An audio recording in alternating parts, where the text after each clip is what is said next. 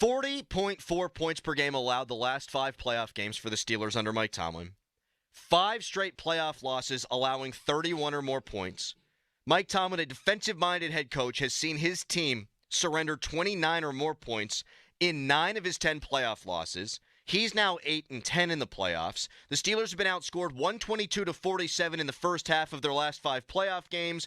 23 teams have won a playoff game more recently than the Steelers. They are 3-9 in the last 12 playoff games, and he has only won a playoff game in 4 out of 17 seasons. I can say that it was the players yesterday, but the trend is with this guy at head coach, this once proud franchise no longer wins playoff games, Dorin Dickerson. They just don't win them anymore. When they get there, it's usually by the skin of their teeth.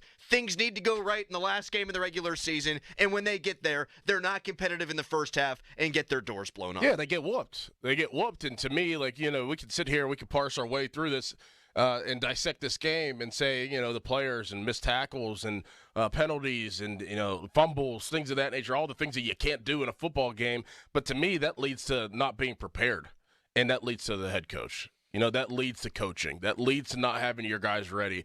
I say this all the time. As a professional, you don't need motivated by another person. You should be able to motivate yourself, especially in a setting where, it's do or die, and it's a playoff game, and you find your way in there. You have another opportunity.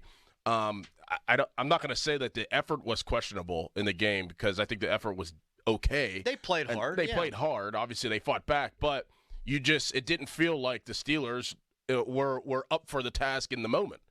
And to me, that's mindset. That's not being ready. That's not being prepared. The angles on some of the plays. I mean, Patrick Peterson losing contain on some of the runs and things of that nature, and then losing guys in coverage, and the missed tackles and the penalties and just shooting yourself in the foot. It looked like it was early September football that you're trying to work kinks out whenever it was do or die. And that's why I'll say it was more this particular game on the players.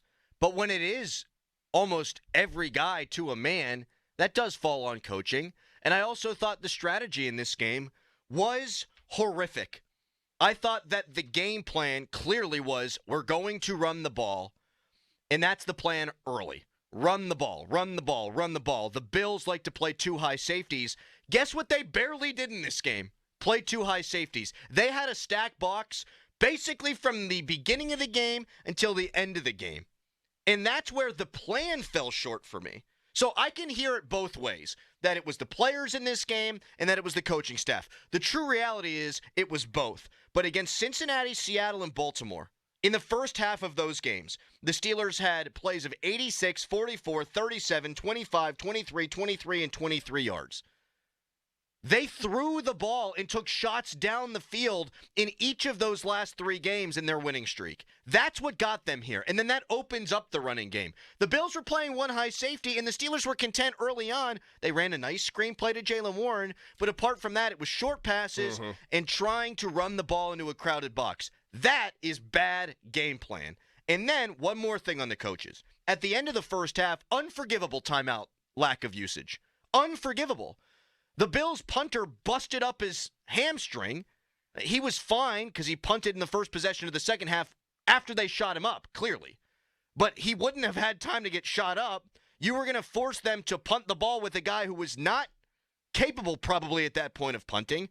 You would have had 40 to 50 seconds left on the clock had you used your timeouts appropriately. You're down 2 touchdowns. Why were you playing as if, we can't let Buffalo score again? No. Try to get a stop and put some damn points on the board.